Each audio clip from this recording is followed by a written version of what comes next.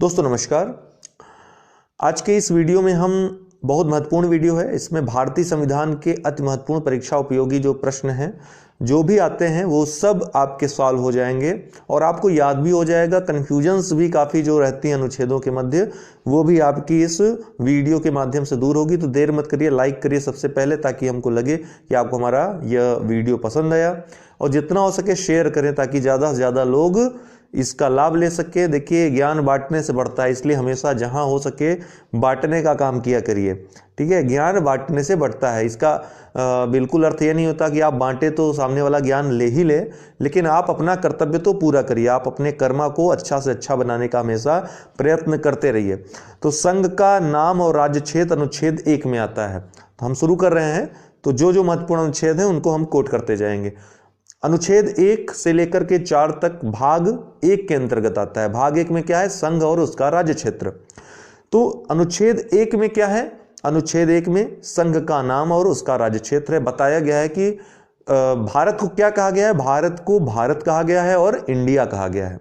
कहा गया है भारत अर्थात इंडिया राज्यों का संघ होगा। क्या होगा? राज्यों का संघ होगा। ये राज्यों का संघ जो है दोस्तों, ये अमेरिका से अलग है। अमेरिका में क्या है? जो राज्य हैं और जो संघ है अर्थात केंद्र जो है, उनके मध्य समझौता हुआ है। उस समझौते का परिणाम है वो राष्ट्र। लेकिन भारत में जो संघ है, जो राज्य हैं, वो संघ से या केंद्र से चिपके हुए हैं, अर्थात राज्यों को केंद्र से अलग नहीं किया जा सकता, संघ से अलग नहीं किया जा सकता, वो चिपके हुए हैं। इसका अर्थ यह हुआ। तो ये अनुच्छेद 1 में, भाग 1 के अनुच्छेद 1 में आता है।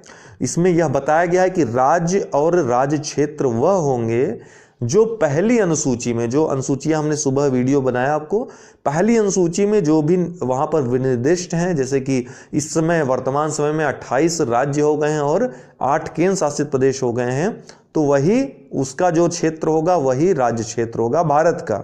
ठीक है, और भारत के राज्य क्षेत्र में इसके अतिरिक्त राज्यों के क्षेत्रों के अतिरिक्त कौन आएंगे? संघ राज्यों के क्षेत्र।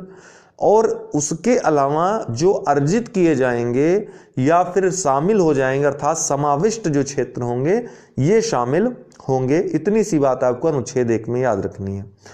अनुच्छेद 3 महत्वपूर्ण अनुच्छेद है। नए राज्यों का निर्माण होता है इसके द्वारा। वर्तमान राज्य के क्षेत्रों, सीमाओं और मौजूदा राज्यों के नामों में परिवर्तन होता है। जो कश्मीर को और लद्दाख, जम्मू कश्मीर और लद्दाख को 2 केंद्र शासित प्रदेश बना दिया गया, परिवर्तन कर दिया गया, जो इसी अनुच्छेद के तहत किया गया। ठीक है, अनुच्छेद 3 के अंतर्गत ही प्रक्रिया जो है वही अपनाई गई। इसमें संसद साधारण बहुमत का प्रयोग करती है। आपको बता दें कि भाग 1 में किसी भी अनुच्छेद में संशोधन करने के लिए जो अधिकार हैं वो संसद के पास हैं, और संसद के पास जो अधिकार है उसकी प्रक्रिया दी हुई है, एक प्रोसेस है। वो प्रोसेस क्या है आपको बता दूं। जैसे अनुच्छेद 3 हो गया, इसमें प्रोसेस क्या होगा कि इससे संबंधित जो विधेयक लाया जाएगा राष्ट्रपति की सिफारिश पर ही लाया जाएगा। पहली बात यह है, इससे संबंधित राष्ट्रपति की जो सिफारिश होगी इसको राज्यों को भिजवाया जाएगा, राज्य विधानमंडल में भिजवाया जाएगा। जो संबंधित राज्य है या राज्य हैं, एक से अधिक अगर राज्य हैं तो उनके विधानमंडल को भिजवाया जाएगा। उस विधानमंडल को विचार के लिए कुछ समय दिया जाएगा। उस निश्चित समय में यदि विचार करती है तो ठीक, नहीं करती है तो भी ठीक। मतलब इनका विचार महत्व नहीं रखता है। ये अगर मना भी कर देते हैं तो इसको, या कोई सिफारिश करते हैं तो संसद मानने के लिए बाध्य नहीं है। तो इनसे जब वापस आएगा, लौटेगा, तो संसद के पटल पे रखा जाएगा, जहां पर साधारण विधेयक के द्वारा, साधारण बहुमत के द्वारा, आप याद रखिएगा, यहां पर साधारण बहुमत का प्रयोग किया जाएगा संशोधन करने के लिए, नए राज्यों का निर्माण करने के लिए। तो अनुच्छेद 3 यह साधारण बहुमत की बात करता है। तो अनुच्छेद 3 बहुत महत्वपूर्ण है, वर्तमान में चल भी रहा काफी दिनों से इस पे। तो नए राज्यों का निर्माण होगा, वर्तमान राज्यों के क्षेत्रों, सीमाओं या मौजूदा राज्यों के नामों में परिवर्तन होगा। तो इसके अंतर्गत क्या क्या कर सकती है संसद? किसी राज्य से उसका राज्य क्षेत्र अलग कर सकती है, या 2 या अधिक राज्यों को या राज्यों के भागों को मिला सकती है, एक नया राज्य बना सकती है, या फिर किसी क्षेत्र को किसी राज्य के भाग के साथ मिला करके एक नए राज्य का निर्माण कर सकती है। इसके अलावा किसी राज्य का क्षेत्र, जैसे उत्तर प्रदेश है तो उसका क्षेत्र बढ़ा सकती है, घटा भी सकती है। सीमा में परिवर्तन कर सकती है और यहाँ तक कि नाम में भी परिवर्तन कर सकती है। तो इन सब के लिए अनुच्छेद 3 की प्रक्रिया ही अपनाई जाएगी, जो प्रक्रिया हमने आपको बताई। फिर अनुच्छेद 13 में आएंगे आप, यह भाग 3 के अंतर्गत आता है। भाग 3 में क्या है आपके, भाग 2 में क्या है पहले ये जानिए। भाग 2 में क्या है, नागरिकता खंड है। नागरिकता भी ज्वलंत मुद्दा है, इससे संबंधित भी कभी कभी प्रश्न पूछ लिए जाते हैं। जो नागरिकता संशोधन अधिनियम है वो किस अनुच्छेद के तहत कानून बनाने का अधिकार संसद को प्राप्त है, तो अनुच्छेद 11, अनुच्छेद 11 के तहत संसद कानून बनाती है। ऐसा कानून पहली बार 1955 में लाया गया। अभी हाल ही में संशोधन हुआ है जिसमें जो सीए बिल जिसको कहते हैं, सिटीजन अमेंडमेंट एक्ट जिसने रूप लिया है, जिसका कि भारी मात्रा में विरोध हो रहा है। इसके पहले भी अमेंडमेंट हो चुके हैं। तो नागरिकता से जो अनुच्छेद हैं वो आप महत्वपूर्ण नहीं उतने, ठीक है, डायरेक्ट प्रश्न बनते हैं उसमें से। अनुच्छेद 13 में क्या है, मौलिक अधिकारों को असंगत या अल्पीकरण करने वाली विधियों के बारे में दिया गया है। इसमें देखिए ये अनुच्छेद इतना महत्वपूर्ण है अपने आप में कि इसको लेकर काफ़ी जंग चली है। बीच में जब इंदिरा गांधी का समय था, जब प्रधानमंत्री थी, उस समय काफ़ी जंग अनुच्छेद 13 और अनुच्छेद 368 को लेकर चली है। अनुच्छेद 13 ये जान थी मूल अधिकार का, अर्थात अनुच्छेद 13 एक समय ऐसा था कि अनुच्छेद 13 रोकता था मूल अधिकारों में संशोधन को, ठीक है। तो 368 के तहत संसद को संविधान में किसी भाग में भी संशोधन करने का अधिकार प्राप्त है। तो सरकार कहती थी मैं मजबूत, मूल अधिकार कहता था मैं मजबूत। अंततः जीत किसकी हुई, बाद में जाकर ये न्यायालय में कई मुद्दे गए, कई मामले गए और अंततः जीत आंशिकतः सरकार की हुई, पूर्णतः इसलिए नहीं क्योंकि यहीं पर केशवानंद भारती वाद आता है और वहां पे सुप्रीम कोर्ट खड़ा हो जाता है इन दोनों के बीच में अभिभावक के रूप में कि नहीं भैया, न तुम बड़े न हम बड़े, न तुम बड़े न तुम बड़े, ठीक है। बड़ा यह कौन होगा, यह समय और परिस्थिति और कैसा आप कानून ला रहे हो वो डिसाइड करेगा। अर्थात कुछ मूल अधिकार परिवर्तनीय है, कुछ मूल अधिकारों में परिवर्तन किया जा सकता है, संशोधन किया जा सकता है।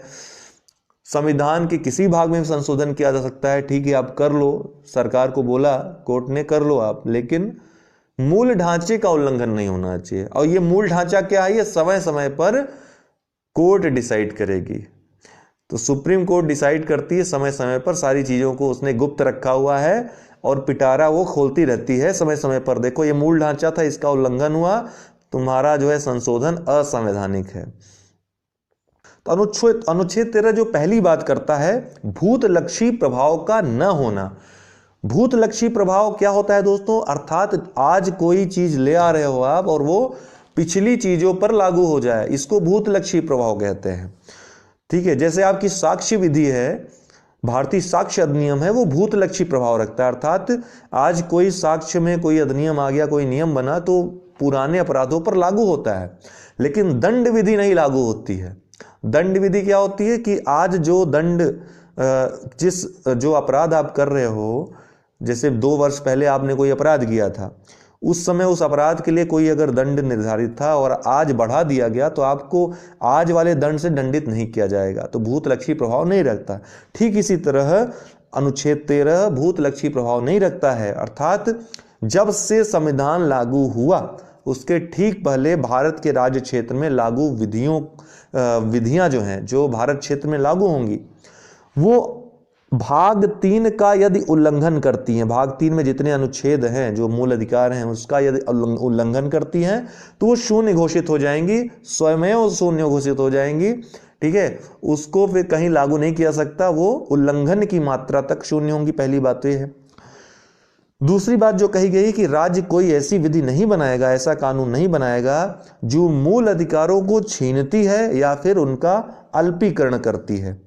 अगर ऐसा कोई कानून बनाती है, राज्य बना देती है मान लीजिए, तो जहां तक वह उल्लंघन करेगी या छीनेगी या अल्पीकरण करेगी, उस उल्लंघन की मात्रा तक वह शून्य होगी, वो शून्य घोषित हो जाएगी, असंवैधानिक घोषित हो जाएगी। इसी में आपका एक पृथक्करण का सिद्धांत आ जाता है। पृथक्करण मतलब जैसे एक कानून बनाया संसद ने, मान लीजिए, पृथक्करण का सिद्धांत आपके मेंस के लिए भी अनिवार्य है। पृथक्करण मतलब अलगाव, अलग क्या, कानून। जैसे एक कानून बनाया गया, ठीक है, सरकार द्वारा एक कानून लाया गया, इस कानून के कुछ दो तीन अंश, मान लीजिए 2 अंश हैं, ए और बी, ठीक। तो ए पार्ट मान लीजिए मूल अधिकारों का उल्लंघन कर रहा है, लेकिन बी वाला पार्ट नहीं कर रहा है, तो ए वाला पार्ट असंवैधानिक हो जाएगा, शून्य घोषित हो जाएगा, बी वाला आप लागू कर सकते हो, ठीक है ना। इसी तरह एक और सिद्धांत है, आच्छादन का सिद्धांत बोलते हैं, आच्छादन का सिद्धांत। आच्छादन का सिद्धांत है कि जो अवैध घोषित हो जाते हैं, जो कानून आज अवैध घोषित हो गए हैं, समय परिस्थिति के अनुसार हो सकता है कि आने वाले समय में ये वैध हो जाएं। इसका मतलब है कि जो अवैध घोषित विधियां होती हैं वो समाप्त नहीं होती, बल्कि सुसुप्त हो जाती हैं, सो जाती हैं। भविष्य में जरूरत पड़ने पर संशोधनों के द्वारा उनको पुनः लागू किया जा सकता है। इसको आच्छादन का सिद्धांत कहते हैं। तो पृथक्करण का सिद्धांत और आच्छादन का सिद्धांत, इन दोनों में आप फर्क समझिएगा, बस यही फर्क है। काफी लंबी बहस है 368 और 13 को लेकर के, अगर हम उसमें बात करेंगे तो बहुत लंबी कहानी हो जाएगी, एक पूरा वीडियो उसके ऊपर बनाना पड़ेगा। हम अनुच्छेदों पे चर्चा कर लेते हैं, यही उचित होगा। अब अनुच्छेद 14 से लेकर 18 तक आपका समानता के अधिकार का वर्णन किया गया है। समानता का अधिकार मिला हुआ है आपको, जिसमें अनुच्छेद 14 क्या कहता है, विधि के समक्ष समता और विधियों के समान संरक्षण, 2 बातें की गई हैं। कानून के समक्ष समता ये इसका टाइटल है, लेकिन इसमें 2 बातें हैं, विधि के समक्ष समता, विधियों के समान संरक्षण। जो विधि के समक्ष समता शब्द है बहुत सीमित कर देता है जो समता शब्द है उसको। विधि के समक्ष समता जो है एक सीमित शब्द है, सीमित कर देता है समता के परिप्रेक्ष्य को। यह इंग्लैंड से लिया गया है, लेकिन विधियों के समान संरक्षण ये व्यापक अर्थ देता है समता को, समानता को, और ये अमेरिका के संविधान से लिया गया है। विधि के समक्ष समता होती क्या है, अर्थात विधि के समान, कानून के समान सब बराबर हैं, अर्थात चाहे वो गरीब हो चाहे अंबानी हो, दोनों कानून के समान समक्ष बराबर हैं, ठीक है ना। अर्थात इसको और सरल ढंग से मैं यदि समझाऊं, जैसे सरकार को 2 रुपए बांटने हैं, 2 रुपए बांटना है, और एक मान लीजिए गरीब तबके का कोई लड़का है, ठीक है, बहुत ही बुरी अवस्था में, उस बीमार भी है, उसके घर की अवस्था नहीं सही है, और दूसरी तरफ अंबानी का एक लड़का है, दोनों तो रह रहे हैं भारत में, दोनों को समानता का अधिकार मिलना चाहिए विधि के समक्ष। तो सरकार को 2 रुपए बांटने हैं। अगर समानता का यह नियम लागू होता है विधि के समक्ष समता का, तो क्या होगा, 1 रुपए अंबानी के बच्चे को मिलेगा और 1 रुपए उस गरीब बच्चे को मिलेगा। क्या ये समानता है? क्या ये समानता उचित है दोस्तों? भैया मान लीजिए मैं 1 रुपए गलत बता रहा हूं, 100 रुपए है मान लीजिए, तो 50-50 रुपए मिल जाएंगे। 50 रुपए में अंबानी का बच्चा क्या कर लेगा, उसके लिए तो कुछ नहीं है वो। लेकिन यदि वो 50 रुपए की जगह अगर 100 रुपए मिल जाए उस गरीब बच्चे को, तो उसका तो वो दिन बन जाएगा। तो यह समानता की बात करता है, विधियों के समान संरक्षण। ये दूसरे प्रकार की जो समानता है, ये व्यापक समानता की बात करता है, अर्थात विधियों के समान संरक्षण की बात यह है कि यदि कोई समान नहीं है तो उसको संरक्षण देकर, उसको आरक्षण देकर के युक्त प्रबंध करके उसको उस काबिल बनाया जाएगा। उसके लिए विशेष उपबंध किए जाएंगे, जैसे SC ST और जो गरीब तबके के लोग हैं उनके लिए किया जा रहा है वर्तमान में, महिलाओं के लिए किया जाता है, बच्चों के लिए किया जाता है, विशेष व्यवस्थाएं की जाती हैं। यहाँ पे जो विधि के समक्ष समता है इसका ध्यान नहीं रखा जाता। अगर इसका मतलब क्या है, इसका मतलब यह निकलता है कि विभिन्न वादों में निकल कर आया कि आप विभेद कर सकते हैं, जरूरी नहीं कि सब जगह समानता हो, विभेद कर सकते हैं, लेकिन यह विभेद भी समानता के लिए होना चाहिए। पहला तो यह वाक्य है कि विभेद भी, यह जो भेदभाव होना चाहिए, इसका लक्ष्य समानता होना चाहिए। आप समानता लाने के लिए ऐसा करो। दूसरा क्या होना चाहिए लक्ष्य? दूसरा यह युक्त होना चाहिए, अर्थात ऐसा नहीं कि मनमाना बांट रहे हैं कि गांव में पहुंच गए तो कोई रिश्तेदार निकल गया आपका, तो उसको भर दिया उसकी झोली और दूसरा खाली रह गया। मनमाना नहीं होना चाहिए, युक्त होना चाहिए, अर्थात उतना ही दो कि समानता आ पाए। इतना मत दो कि जो पीछे वाला है वो बहुत आगे निकल जाए और जो आगे रह रहा था उसको आपने ढकेल दिया पीछे। नहीं, आपको समान ले आना है। उस दौड़ में सबको बराबर ले आना है, ये युक्त प्रबंध होना चाहिए। मैंने सीधे सरल शब्दों में आपको इस अनुच्छेद 14 की जो कहानी है वो बता दी। फिर अनुच्छेद 15 आता है। अनुच्छेद 15 अगर मोटी तौर पर बात की जाए तो अनुच्छेद 15 ये जो शिक्षण संस्थान है उसमें आरक्षण की बात करता है। यही प्रश्न आपसे पूछा भी जाता है। बाकी बातें तो बहुत हैं। 15 में कुल 6 खंड हैं, जिनमें से तीसरा खंड भी महत्वपूर्ण है, 15 का 3, जो कि देखिए 15 पहली बात तो सरकार या राज्य को किसी नागरिक के विरुद्ध केवल धर्म, मूल वंश, जाति, लिंग, जन्म स्थान या इनमें से किसी के आधार पर विभेद न करने के लिए कहता है। तो यह नकारात्मक है सरकार के लिए, राज्य के लिए। पूरा मूल अधिकार ही नकारात्मक है सरकार के लिए, लेकिन जो नागरिक है जिनको मिल रहा है उनके लिए सकारात्मक है। ये बात आप याद रखिएगा। तो इनका स्वरूप नकारात्मक है। ये राज्यों पर प्रतिबंध लगाते हैं, उनके जो अधिकार हैं वो तानाशाह न हो पाए इसके लिए उन पर प्रतिबंध लगाते हैं और नागरिकों को सशक्त करते हैं। ठीक है, तो सरकार और राज्य को विभेद करने से रोकता है ये अनुच्छेद 15, और 16 भी यही कार्य करता है लगभग। लेकिन 15(3) के अनुसार जो महिलाएं हैं और बच्चे हैं उनके लिए आप विशेष उपबंध कर सकते हैं, वहां पर आप युक्त विभेद कर सकते हैं उनको आगे ले आने की। इसी तरह जो 15(4) है, चौथा खंड जो है, खंड भी याद रखना है, SC, ST और सामाजिक व शैक्षणिक पिछड़ों हेतु विशेष उपबंध करता है, उनके लिए विशेष उपबंध की बात करता है। 15 का 5 बहुत महत्वपूर्ण है, जो कि शैक्षिक, चाहे वो निजी संस्थान हो चाहे सरकारी संस्थान हो, शैक्षिक संस्थान है उसमें SC, ST, OBC के लिए विशेष उपबंध या आरक्षण का उपबंध करता है। अभी हाल ही में जो नया संविधान संशोधन हुआ, 103वां संविधान संशोधन, जिसमें आर्थिक दृष्टि से पिछड़ों को आरक्षण की बात की गई, वो 15(6) में ये 6वां खंड अभी जोड़ा गया हाल ही में। अनुच्छेद 16 की बात की जाए तो यह भी विभेद की बात करता है, राज्य विभेद नहीं करेगा, अवसरों में विभेद नहीं करेगा। तो ये सरकारी नौकरियों से संबंधित है एक प्रकार से, राज्य जो नियोजन में है उसमें भेदभाव नहीं करेगा, लेकिन भेदभाव कर सकता है। कब कर सकता है?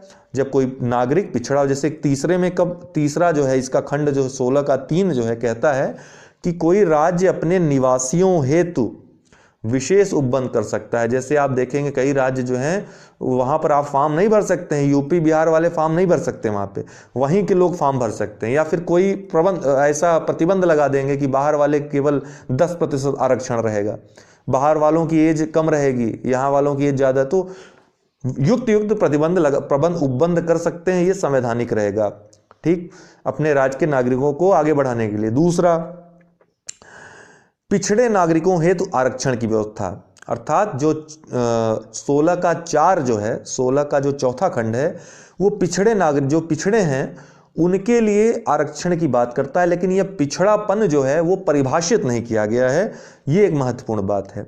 इसमें कहा गया कि अगर सरकारी नौकरियों में अपर्याप्त प्रतिनिधित्व है किसी जाति का तो या किसी वर्ग का, तो उसको आरक्षण दिया जा सकता है, मनाही नहीं है। इसी का 4 का क कहता है, जो कि 85वें संविधान संशोधन 2001 द्वारा जोड़ा गया, प्रोन्नति में SC, ST वर्ग के लोगों को आरक्षण की बात करता है, जिस पर भी काफी बवाल हुआ। सुप्रीम कोर्ट ने एक बार असंवैधानिक घोषित भी कर दिया। अभी मामला वो पूरी तरह दबा नहीं, सुप्रीम कोर्ट ने बाद में एक बहुत ही बैलेंस्ड निर्णय दिया है, वही अभी चल रहा है, लेकिन आगे आने वाले समय में वो मामला फिर से उठेगा। तो 4 के क में प्रोन्नति में SC, ST आरक्षण की बात है, जो कि 85वें संविधान संशोधन 2001 में जोड़ा गया। अब 4 के ख में क्या जोड़ा गया? 4 का ख भी बहुत महत्वपूर्ण है, ये बैकलॉग भर्ती की बात करता है। 81वें संविधान संशोधन 2001 16 का खंड 4 का ख क्या कहता है? बैकलॉग भर्ती, अर्थात यदि इस वर्ष जैसे 5 सीट है SC की और 5 खाली रह गई, या फिर 50 सीट है तो 20 भर पाई, 30 खाली रह गई, तो इसको अगले वर्ष जोड़ा जा सकता है, अगले वर्ष की भर्ती में, और यह 50% की मात्रा का उल्लंघन नहीं माना जाएगा। ठीक, ये महत्वपूर्ण बात है। और 16 का 6 जो जोड़ा गया अभी EWS वालों को, अर्थात आर्थिक पिछड़ों को 16 के खंड 6 को जोड़ करके 10% आरक्षण दे दिया गया है। फिर आएंगे अनुच्छेद 17 में अस्पृश्यता का उन्मूलन की बात करता है। अस्पृश्यता को अपराध बताता है, ये नागरिकों और राज्य दोनों के विरुद्ध मिला हुआ है। न तो नागरिक अस्पृश्यता कर सकते हैं, किसी के साथ भेदभाव कर सकते हैं, न तो राज्य। अनुच्छेद 18, इस अनुच्छेद के अंतर्गत उपाधियों का अंत किया गया है, लेकिन सेना और शिक्षा के क्षेत्र में दी गई उपाधियां उनके क्षेत्र में किए गए विशेष कार्य के लिए दिया गया सम्मान है, ऐसा सुप्रीम कोर्ट के निर्णय में आया। ठीक है, सरकार ने एक बार रोक दिया था इसको, लेकिन बाद में पुनः इसको प्रारंभ कर दिया गया दूसरी सरकार के द्वारा। इंदिरा गांधी सरकार ने रोका था इसको, मोरारजी देसाई आए इसको, इंदिरा गांधी सरकार इसको दे रही थी, मोरारजी देसाई ने बंद कर दिया, फिर इंदिरा गांधी आई है, फिर स्टार्ट हो गया। सुप्रीम कोर्ट ने निर्णय दिया कि जो सेना और शिक्षा है उसमें उपाधियां दी जा सकती हैं। दोस्तों, ये सेना और शिक्षा वाला तो जुड़ा ही हुआ है अनुच्छेद 18 में। जो विवाद की मैं बात कर रहा था वो विवाद है आपके भारत रत्न और जो पद्म सम्मान है, पद्म पुरस्कार है, उससे, जैसे पद्मश्री हो गया, पद्म भूषण हो गया, पद्म विभूषण हो गया, उससे संबंधित विवाद था। ये सरकार दे रही थी, उसको मोरारजी देसाई सरकार ने रोक दिया। ठीक है, अनुच्छेद 18 के उल्लंघन के आधार पे। बाद में इंदिरा गांधी सरकार ने फिर इसको स्टार्ट कर दिया, मामला कोर्ट गया, सुप्रीम कोर्ट का निर्णय आया इस संदर्भ में कि ये जो भारत रत्न है या पद्म पुरस्कार हैं, ये पुरस्कार हैं, ये किसी के जीवन में जो उपलब्धियां हैं उसके हेतु उसको पुरस्कार दिया जा रहा है, और यह नाम जो ये पुरस्कार है इसको अपने नाम के साथ उपाधि के रूप में नहीं जोड़ा जा सकता है। ठीक, अनुच्छेद 18 में उपाधियों का अंत किया गया है, लेकिन सेना और शिक्षा में छूट दी गई है। वहां पर आप जैसे शिक्षा में आप डॉक्टर लगा देते हैं, प्रोफेसर लगा देते हैं, सेना में जनरल लगा देते हैं या फिर ब्रिगेडियर लगा देते हैं, तो ये लगा सकते हैं, इसमें छूट है। अनुच्छेद 19 की बात करें तो अव्यक्त की स्वतंत्रता के बारे में कुछ अधिकारों का संरक्षण है।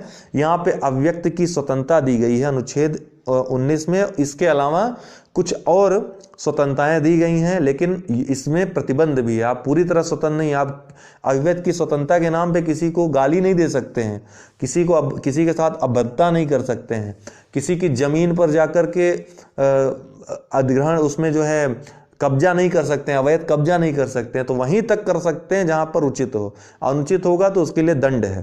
ठीक है, उसके लिए मूल अधिकार नहीं है।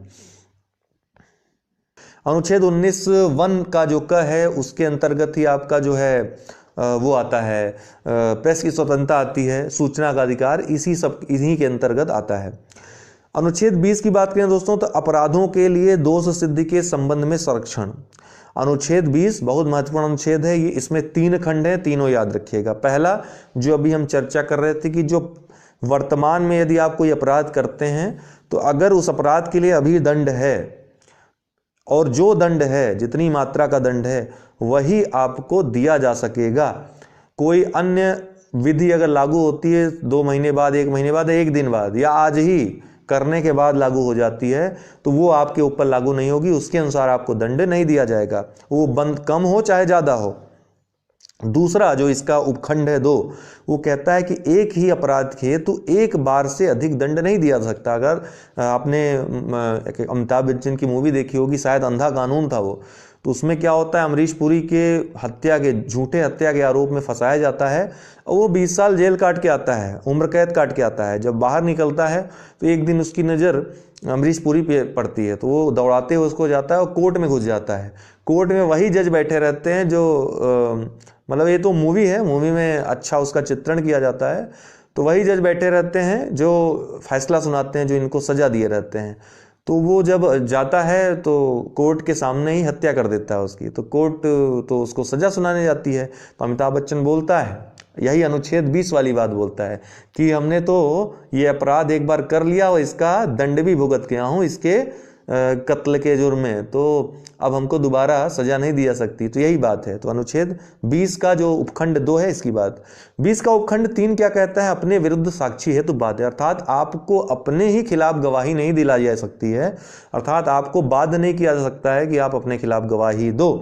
तो 20 का 3 ये कहता है, 3 बातें हैं। फिर अनुच्छेद 21 है प्राण और दैहिक स्वतंत्रता का संरक्षण। इसमें यह बहुत ही व्यापक अगर कहा जाए तो अनुच्छेद 21 और अनुच्छेद 32 तो आपके मूल अधिकारों का संरक्षण करता है। अनुच्छेद 21 की व्याख्या में लगातार सुप्रीम कोर्ट विभिन्न मामलों में इसमें ऐड करता है कि ये अधिकार भी इसके अंतर्गत आएगा, निद्रा का अधिकार भी आएगा, ठीक है, और निजता का अधिकार भी आएगा। पर्यावरण, अच्छी सांस लेने का, अच्छी वायु लेने का अधिकार आएगा। तमाम अधिकारों को इसमें परिभाषित किया गया है। अनुच्छेद 20 और 21 के बारे में एक बात तो है दोस्तों कि अनुच्छेद 20 और 21 ही ऐसे दो अनुच्छेद हैं, ऐसे दो प्रावधान हैं मूल अधिकारों के अंतर्गत जो जब आपातकाल लागू होता है तो ये दोनों जो है छीने नहीं जा सकते, अर्थात ये दोनों अक्षुण्ण बने रहते हैं, ये दोनों अधिकार किसी भी दशा में छीने नहीं जा सकते हैं।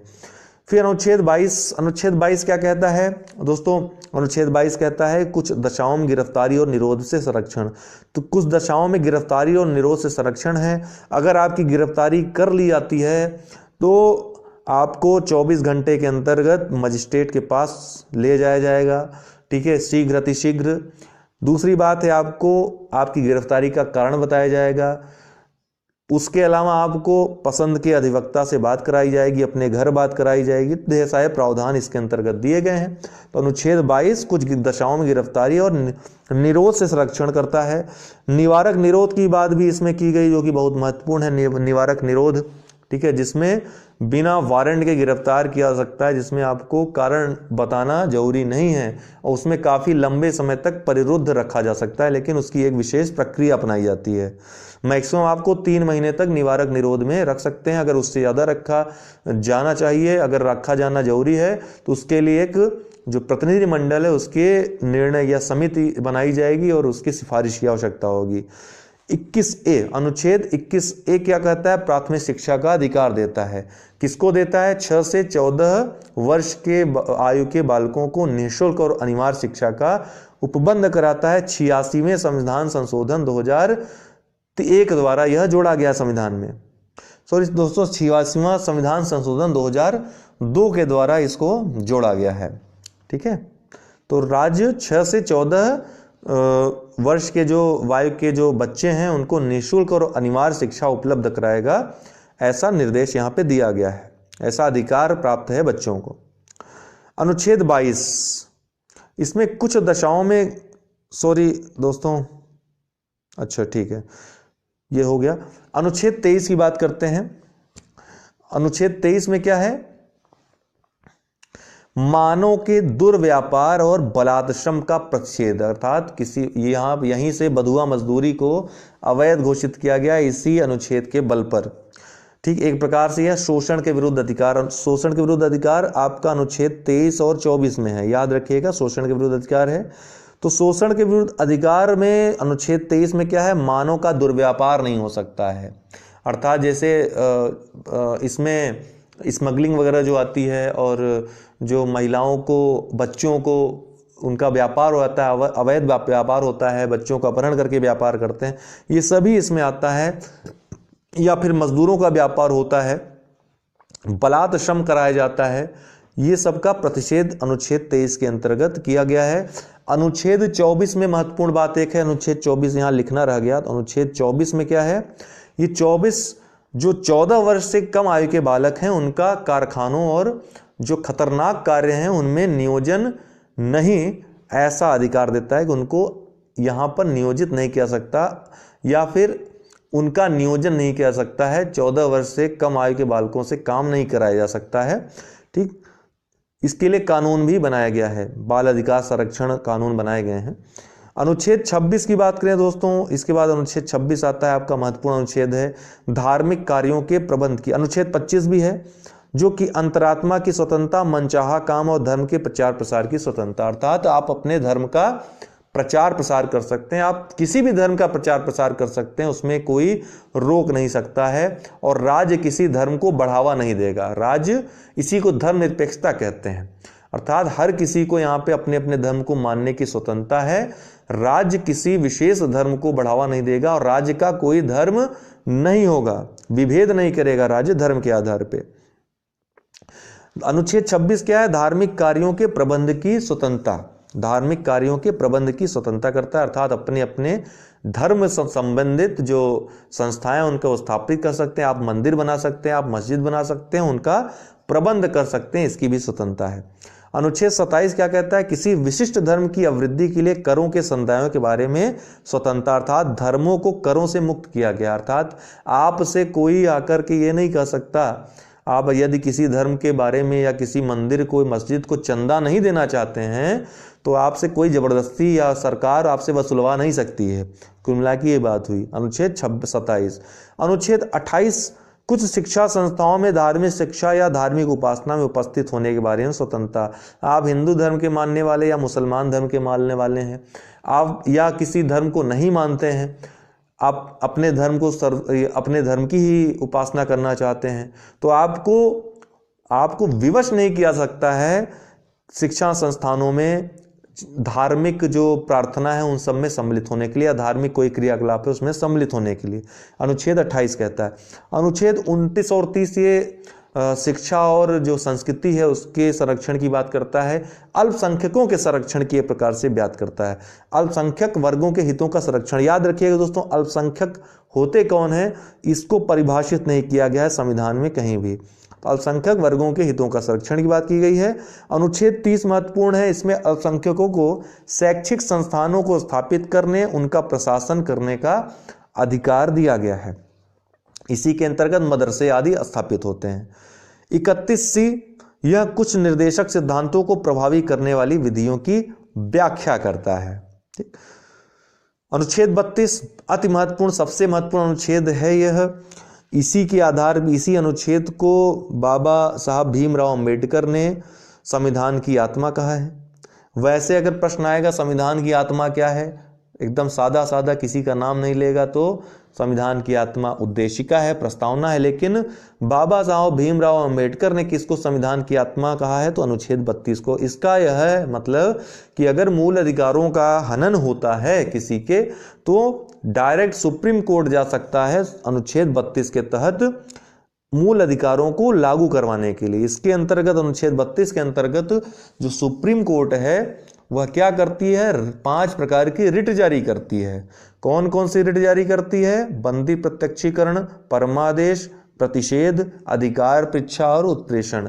ये 5 प्रकार की रिट सुप्रीम कोर्ट जारी कर सकती है।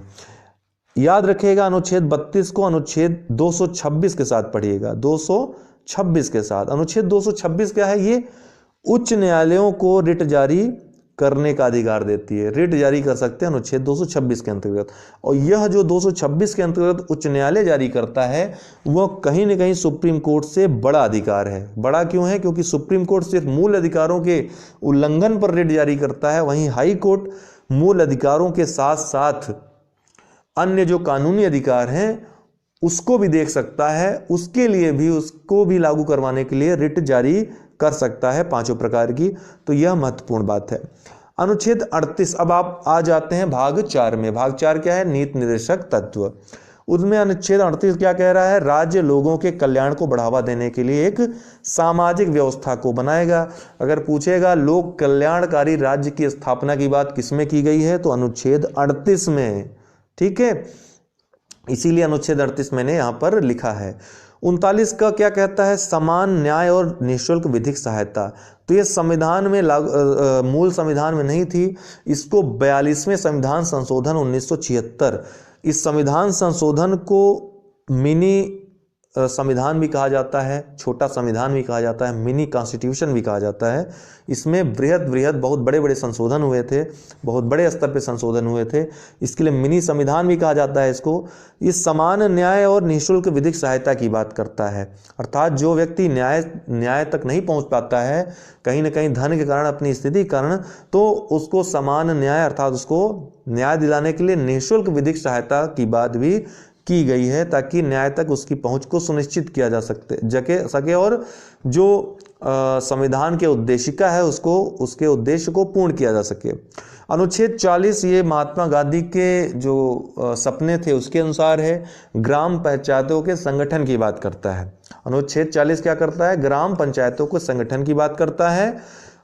बाद में 73वें और शुरुआत में तो लागू हुआ था बलवंत राय मेहता समिति की सिफारिश के आधार पे, नागौर जिला जो राजस्थान के वहां से लागू हुआ था, लेकिन बाद में बकायदा 73वां संविधान संशोधन करके 1992 में पंचायतों को संवैधानिक दर्जा दे दिया गया और इस जो अनुच्छेद 40 का जो उद्देश्य था उसको पूर्ण कर दिया गया, लोकतांत्रिक विकेंद्रीकरण को। अनुच्छेद देखिए, कभी कभी ग्राम पंचायत न पूछ करके लोकतांत्रिक विकेंद्रीकरण पूछ लेगा, तो आप कंफ्यूजिया मत जाइएगा, यही इसका उत्तर होगा।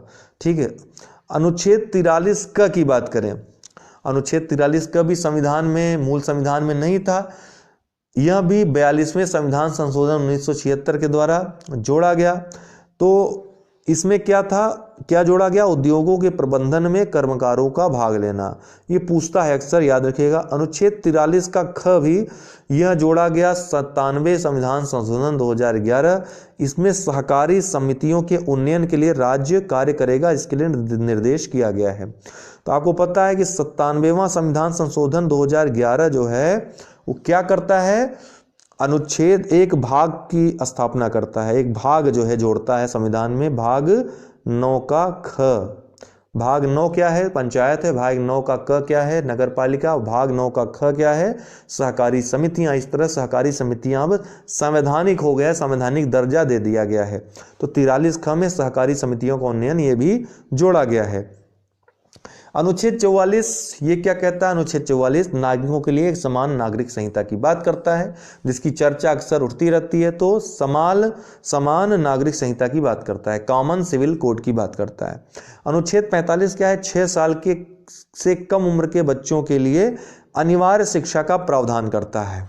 अनुच्छेद 45 क्या कहता है, 6 साल से कम उम्र के, ये बहुत महत्वपूर्ण है दोस्तों, हर जगह आपको 6 से 14 मिलेगा वर्ष, लेकिन यहाँ पे 6 साल है, तो कभी कभी लोग कंफ्यूजिया कर इसको भी सब में सम्मिलित कर लेते हैं, ये अलग कह रहा है। 6 साल से कम उम्र के बच्चों के लिए अनिवार्य शिक्षा का प्रावधान यह करता है, एक प्रकार से प्री स्कूलिंग की बात ये कह रहा है। अनुच्छेद 46 क्या करता है, अनुसूचित जाति, अनुसूचित जनजातियों और अन्य कमजोर वर्गों के शैक्षिक और आर्थिक हितों को बढ़ावा देना। इसी के अंतर्गत जो विभिन्न स्कूलों में आपको छात्रवृत्तियां दी जाती हैं, इसी अनुच्छेद के अंतर्गत दी जाती हैं। ठीक है, याद रखिएगा। अनुच्छेद 48 का क ये भी अति महत्वपूर्ण है, आपके पर्यावरण और वन संरक्षण से जो वन्य जीव अधिनियम वगैरह बना है, इसी के अंतर्गत बना है, याद रखिएगा ये बतिया आप। ठीक है, 48 का क ये कब जोड़ा गया, 42वें संविधान संशोधन 1976 के द्वारा। इसमें पर्यावरण का संरक्षण तथा संवर्धन और वन तथा वन्य जीवों की रक्षा की बात की गई है। गौ रक्षा अगर पूछ लेगा, गौ रक्षा, तो वो भी इसी में। ठीक है, कार्यपालिका से न्यायपालिका को अलग किया जाना, ये किसमें है, पृथक्करण का सिद्धांत, अनुच्छेद 50, पृथक्करण का सिद्धांत। किससे पृथक्करण, कार्यपालिका को न्यायपालिका से अलग किया गया है, कार्यपालिका को न्यायपालिका से अलग किया। अनुच्छेद 51 की बात करें तो अंतर्राष्ट्रीय शांति और सुरक्षा को बढ़ावा देना, यह अनुच्छेद 51 में है। अनुच्छेद 51 के क में क्या है, तो ये भाग 4 का क जोड़ा गया, भाग 4 का क जोड़ा गया। कब जोड़ा गया, स्वर्ण सिंह समिति की सिफारिश पर भाग 4 का क जोड़ा गया संविधान में। यह इसके द्वारा 10 मूल कर्तव्यों को जोड़ा गया।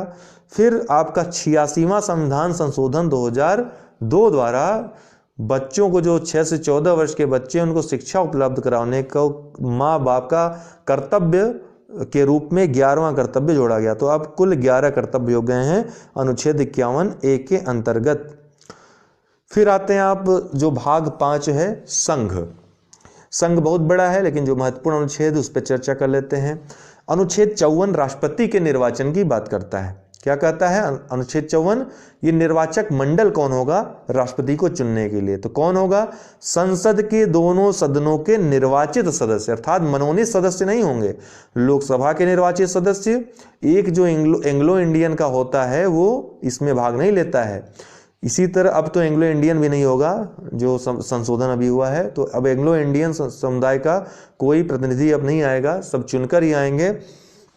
तो राष्ट्रीय निर्वाचन में जो अब भाग लेंगे वो केवल जो चुन कर आए लोग रहेंगे, चाहे वो संसद लोकसभा के लोग हों, चाहे राज्यसभा के हों। जो मनोनीत होते हैं राज्यसभा में 12, वो भाग नहीं लेते हैं राष्ट्रपति के निर्वाचक मंडल में। लेकिन याद रखिएगा, लेकिन क्यों कह रहा हूं, लेकिन ये जो मनोनीत सदस्य हैं, ये राष्ट्रपति को हटाने में जो महाभियोग की प्रक्रिया होती है उसमें भाग ले सकते हैं। ठीक, दूसरी बात है कि इसमें इनके अलावा राज्य विधानसभाएं जो हैं उनके निर्वाचित सदस्य होते हैं। विधानसभा हमने इसलिए क्यों बोला, विधान परिषद के सदस्य चाहे निर्वाचित हों चाहे मनोनीत हों भाग नहीं ले सकते, तो केवल राज्य विधानसभाओं के निर्वाचित सदस्य भाग लेंगे। इसके अलावा दिल्ली और पुदुचेरी, पांडिचेरी जो है ये राज्य न होकर केंद्र शासित प्रदेश हैं, लेकिन यहाँ पे विधानसभा की व्यवस्था है, तो विधानसभा के जो वहाँ के सदस्य हैं निर्वाचित जो हैं वो भी भाग ले सकेंगे, ठीक है ना। अब दिल्ली और पुदुचेरी के अलावा कश्मीर राज्य भी आप जोड़ लीजिए, कश्मीर के भी जो विधानसभा होगी उसके जो सदस्य होंगे वो भी इसमें भाग ले सकेंगे, क्योंकि आपको पता है जम्मू कश्मीर और लद्दाख 2 नए केंद्र शासित प्रदेश बने, जिसमें जम्मू कश्मीर विधानसभा वाला केंद्र शासित प्रदेश रहेगा, ठीक है। फिर अनुच्छेद 55 में राष्ट्रपति के निर्वाचन कैसे होंगे उसकी रीति बताई गई है। तो सबसे पहली बात याद रखना है कि राष्ट्रपति का निर्वाचन कराता कौन है, तो कराता है चुनाव आयोग। इससे संबंधित जो विवाद होंगे उनका निपटान करेगा सुप्रीम कोर्ट, उसका निर्णय पहला और अंतिम होगा, सर्वमान्य होगा, चुनौती नहीं दी जा सकती है। और इसके अलावा निर्वाचन कैसे होगा, तो प्रत्यक्ष चुनाव के आधार पर न होकर के आनुपातिक प्रतिनिधित्व, एकल संक्रमणीय मत व गुप्त मतदान प्रणाली अपनाई जाती है, ठीक है। अनुच्छेद 61 की बात करें तो राष्ट्रपति पर महाभियोग चलाने की प्रक्रिया की बात करता है। अनुच्छेद 61 क्या कहता है, राष्ट्रपति पर महाभियोग कैसे लगेगा उसको चलाने की प्रक्रिया की बात करता है, बहुत महत्वपूर्ण है यह। अनुच्छेद 61 के पहले 60 वाला जान लीजिए कि अनुच्छेद 60 जो है राष्ट्रपति के शपथ की बात करता है। राष्ट्रपति का शपथ जो अनुसूची 3 है उसमें न उल्लिखित होकर के राष्ट्रपति, उपराष्ट्रपति और राज्यपाल का शपथ के बारे में अलग से संविधान में वर्णन है। तो अनुच्छेद 60 में राष्ट्रपति का शपथ है उसका वर्णन किया गया है, जिसका एकमात्र आधार अर्थात केवल एक आरोप पर आप राष्ट्रपति को हटाने का संकल्प ले आ सकते हो, अर्थात अभियोग महाभियोग की क्रिया आरंभ हो सकती है, और वह है आधार संविधान का अतिक्रमण। आधार क्या होना चाहिए, संविधान का अतिक्रमण।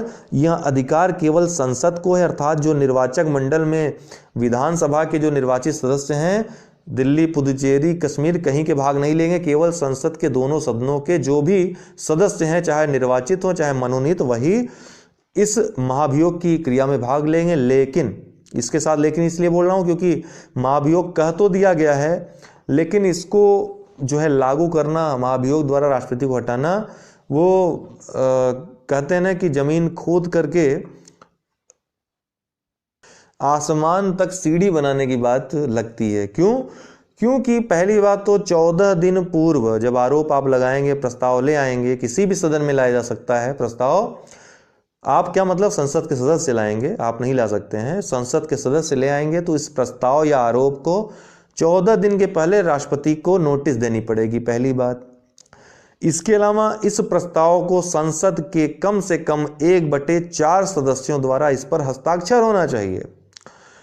इसके अलावा जब ये भी हो गया तो कुल सदस्यों का 2/3 बहुमत किसी भी सदन में जब जिसमें ले जाया जाएगा पहले तो 2/3 बहुमत से पास होना चाहिए।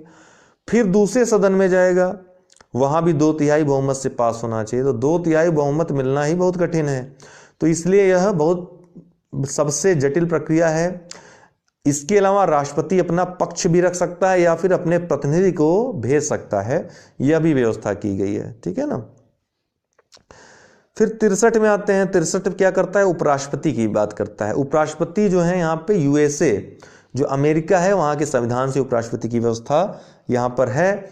उपराष्ट्रपति दरअसल उपराष्ट्रपति के रूप में कार्य न करके यह जो राज्यसभा है उसके सभापति के रूप में कार्य करता है, इसके सभापति के रूप में कार्य करता है। लेकिन राष्ट्रपति का पद अगर रिक्त हो जाए किसी कारणवश या राष्ट्रपति का काम कहीं बीमार पड़ जाए, कुछ हो जाए, ऐसी स्थिति में उपराष्ट्रपति राष्ट्रपति का काम देखता है। अनुच्छेद 72 की बात करें तो राष्ट्रपति की शक्तियों इसके अलावा कुछ बातें उपराष्ट्रपति के बारे में जान लेते हैं। 66 अनुच्छेद 66 में उपराष्ट्रपति के निर्वाचन की बात की गई। तो उपराष्ट्रपति का निर्वाचन की पद्धति ठीक वैसी है जैसे राष्ट्रपति के, लेकिन जो निर्वाचक मंडल है उसमें केवल संसद के ही सदस्य भाग लेते हैं, केवल संसद के ही सदस्य भाग लेते हैं, चाहे वो निर्वाचित हों चाहे मनोनीत हों। इसमें राज्य विधानमंडलों का, विधानसभाओं का कोई भी योगदान नहीं होता, तो केवल संसद के ही सदस्य भाग लेते हैं। और चुनाव की प्रक्रिया, चुनाव आयोग, ये सुप्रीम कोर्ट, सब वही है। फिर 67 में, यह अनुच्छेद 67 में इनकी पदावधि की व्यवस्था है। देखिए, आपको पता है कि राज्यसभा का जो कार्यकाल है वो 6 वर्ष का होता है किसी भी सदस्य का, लेकिन आपको याद रखना होगा कि उपराष्ट्रपति या सभापति जो होता है वह, या सभापति जो होता है राज्यसभा का, वो उपराष्ट्रपति के रूप में इसका चुनाव होता है, इसका नियुक्ति होती है। यह संसद का सदस्य नहीं होता, राज्यसभा का यह सदस्य नहीं होता, मेंबर नहीं होता है। तो यह 6 साल वाली व्यवस्था इसके लिए नहीं है, यह केवल 5 वर्ष के लिए ही पद धारण करता है। जब अगला चुनाव होगा उसके पहले तक, अगला जब तक उपराष्ट्रपति नहीं चुन लिया जाता है। लोकसभा का जो अध्यक्ष होता है, जो स्पीकर होता है, वो सदस्य होता है लोकसभा का, लेकिन राज्यसभा का जो सभापति होगा, राज्यसभा का या संसद का सदस्य नहीं होता है, वो उपराष्ट्रपति के रूप में उसका चयन होता है, नियुक्ति, ठीक है, चयन होता है, नियुक्ति नहीं होती है। चयन और नियुक्ति में अंतर समझिएगा। प्रधानमंत्री और मंत्रियों की नियुक्ति होती है, ठीक है, आपकी किसी जॉब में नियुक्ति होगी, लेकिन जो उपराष्ट्रपति, राष्ट्रपति हो गए, इनका चुनाव होता है, संसद सदस्यों का चुनाव होता है, ठीक है, इनका चयन होता है। चुनने और नियुक्त करने में अंतर है, इतना तो समझ ही सकते हैं आप। तो 67 में इसके अलावा वो यह भी व्यवस्था है कि वो कब जो है हटा, और क्या इसका जो है हटाने का क्या प्रावधान किया गया है। तो पहली बात तो यह त्यागपत्र दे करके अपने कार्य को समाप्त कर सकता है, त्यागपत्र दे सकता है, अगर 5 वर्ष के पहले देना चाहे तो।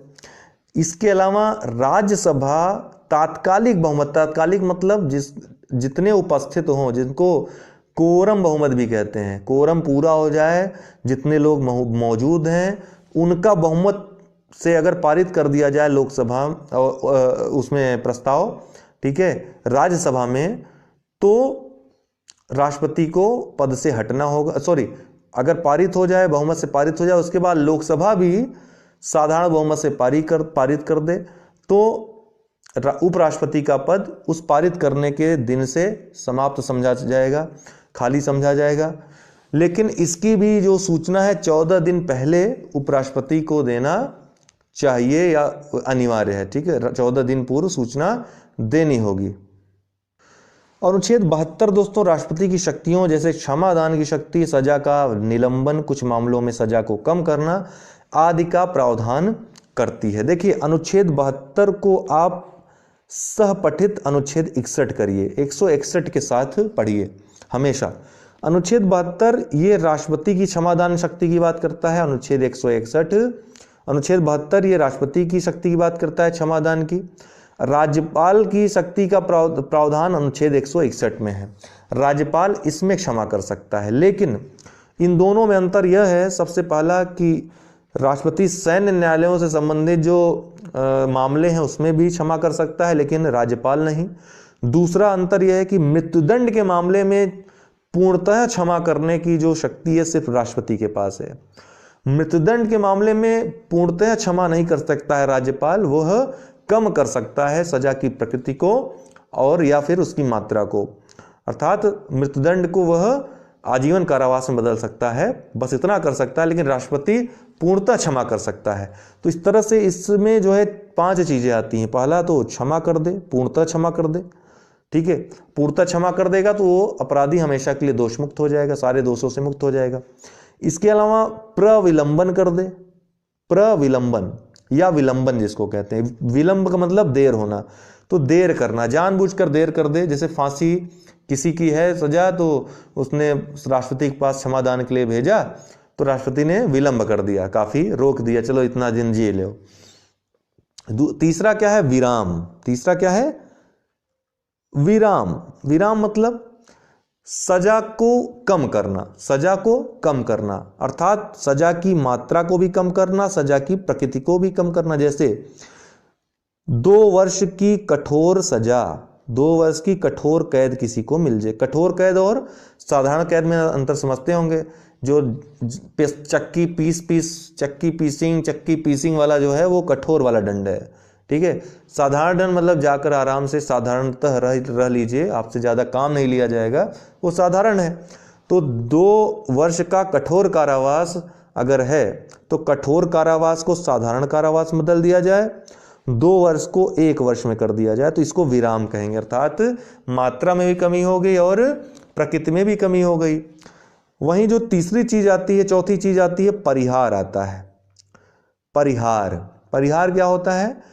इसमें सजा की मात्रा में कमी कर दी जाती है, सजा की मात्रा में। अर्थात 2 वर्ष का कठोर कारावास है तो यह 1 वर्ष का कठोर कारावास हो जाएगा। तो प्रकृति तो कठोर ही रही लेकिन मात्रा चेंज हो गई। जो 5वां और अंतिम आता है लघुकरण, लघुकरण कर सकता है।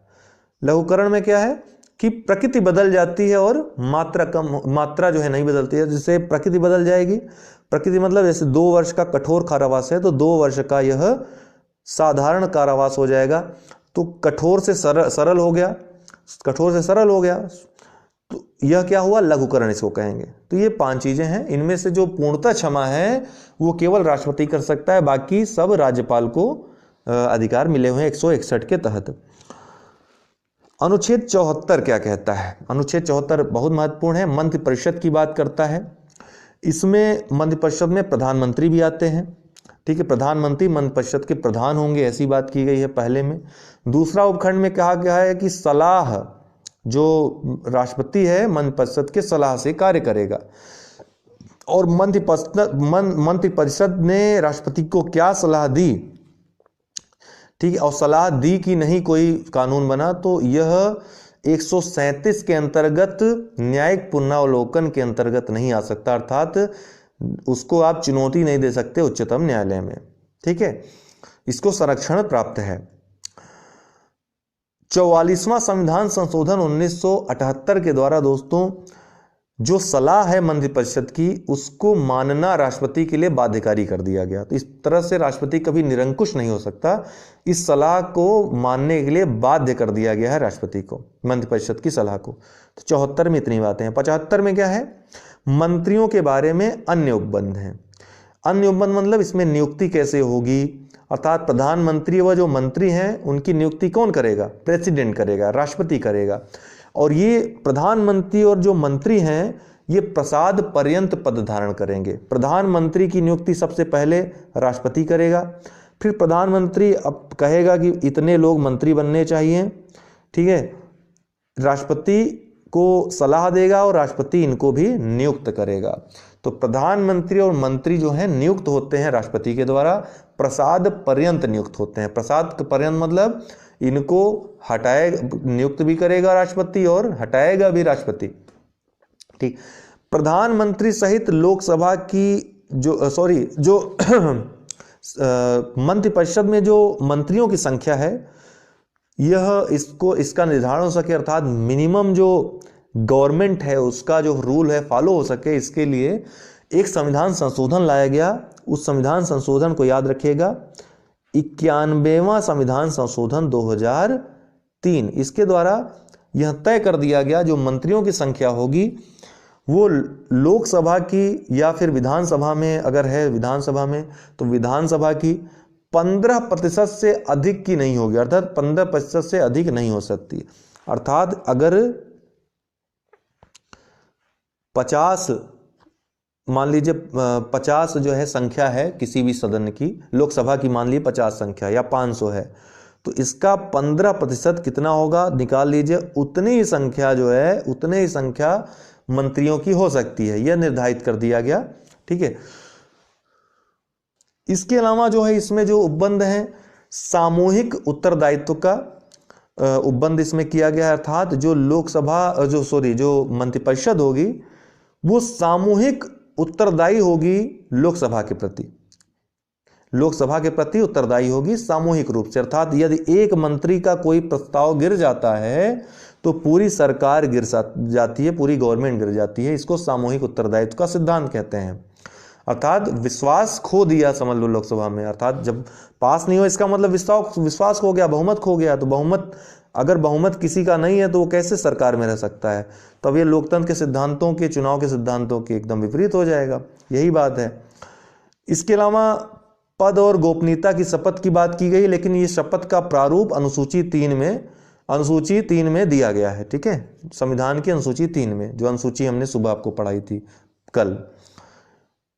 6 माह तक सदस्यता की बात की, अर्थात 6 माह की सदस्यता का यहाँ पर प्रावधान किया गया है। अर्थात कोई भी व्यक्ति जो किसी भी सदन का सदस्य नहीं है वो मंत्री बन सकता है, वो मंत्री बन सकता है। बाहर से उठाकर किसी व्यक्ति को आप मंत्री बना सकते हो, लेकिन मंत्री बनने के 6 माह तक उसको किसी भी, चाहे लोकसभा चाहे राज्यसभा, यही चीज विधान यहाँ है आपके राज्य में लागू होती है, किसी भी सदन का विधान परिषद या विधानसभा का सदस्य उसको हो जाना चाहिए। हर जगह तो विधान परिषद नहीं है, यूपी जैसे राज्यों में जहां विधान परिषद है वहां पर किसी भी एक सदन का सदस्य हो सकता है। इससे आपके योगी जी और केशव प्रसाद मौर्य, ये दोनों लोग क्या हैं, विधान परिषद के सदस्य हैं, विधायकी नहीं लड़ी इन्होंने, सांसद थे दोनों लोग।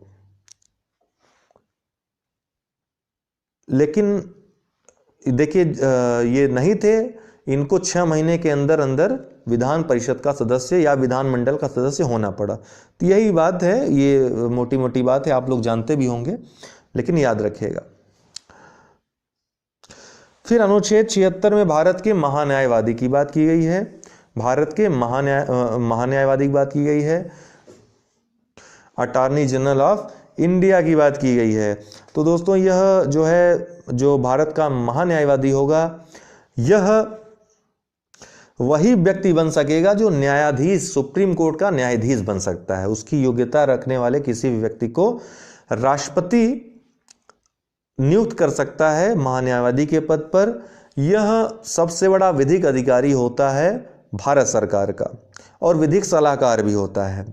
यह राष्ट्रपति के प्रसाद पर्यंत पद धारण करता है, अर्थात राष्ट्रपति जब चाहे इसको हटा भी सकता है। और इसको अर्थात देश के किसी भी न्यायालय में सुनवाई का अधिकार है, किसी भी न्यायालय में इस सुनवाई का इसको अधिकार है, कहीं भी ये जाकर के केस लड़ सकता है, अर्थात भारत सरकार का पक्ष यह रख सकता है। फिर राष्ट्रपति को जानकारी देने आदि के लिए प्रधानमंत्री के कर्तव्य, इसके पहले 77वां भी याद ही रख लीजिए, जो कहते हैं ना राष्ट्रपति स्टाम्प है सरकार का, तो ये 77 वाले अनुच्छेद में ही कहा गया है। 77 अनुच्छेद कहता है भारत का राष्ट्रपति स्टाम्प है सरकार का, अर्थात सरकार के सारे काम राष्ट्रपति के नाम से ही किए जाएंगे, यह 77 में कहा गया है। फिर 78 में क्या है, राष्ट्रपति को जानकारी देने आदि के लिए प्रधानमंत्री के कर्तव्य, अर्थात प्रधानमंत्री जो भी निर्णय लेगा, मंत्रिपरिषद का जो भी निर्णय होगा, राष्ट्रपति को अवगत कराएगा, सीधी सी बात है। अनुच्छेद 79 क्या कहता है, अनुच्छेद 79, 80, 81 ये महत्वपूर्ण है। संसद के गठन की बात अनुच्छेद 79 करता है। ठीक है, अब बैटरी डाउन हो रही है। अनुच्छेद जो 79 है संसद के गठन की बात करता है। संसद में कौन कौन शामिल होगा, यह बात करता है राष्ट्रपति, लोकसभा और राज्यसभा, ये संसद के अंतर्गत आते हैं। फिर अनुच्छेद 80 में राज्यसभा की संरचना और अनुच्छेद 81 में लोकसभा की संरचना की बात की है। राष्ट्रपति के बारे में तो आप पहले पढ़ ही चुके, हमने आपको बताया राष्ट्रपति के बारे में।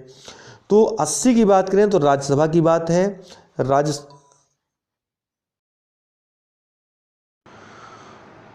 दोस्तों आपको बताना चाहता हूं कि अनअकैडमी लर्निंग ऐप पर आप प्लस कोर्सेज सब्सक्रिप्शन ले सकते हैं।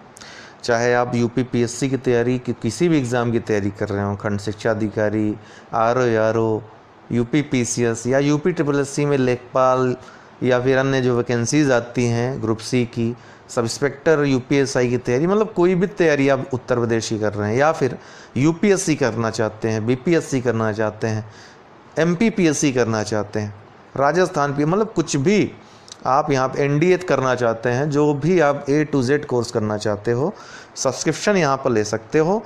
यहाँ पर सब्सक्रिप्शन का आपको दिया रहेगा प्लस सब्सक्रिप्शन, जैसे यूपी पीएससी, यूपी SSSC का सब्सक्रिप्शन लेना हुआ तो वहाँ पर जितना भी है आपको सब्सक्रिप्शन चार्जेस हैं वहाँ पर लिखे मिल जाएंगे। कंटिन्यू करने पे आपको यहाँ पर रेफरल कोड डालने के लिए आएगा, और रेफरल कोड में आपको UD10 यूज़ करना है। आप 1 साल या 2 साल या जितनी मंथ की आप लेना चाहते हो ले सकते हो, सब्सक्रिप्शन आपके ऊपर है।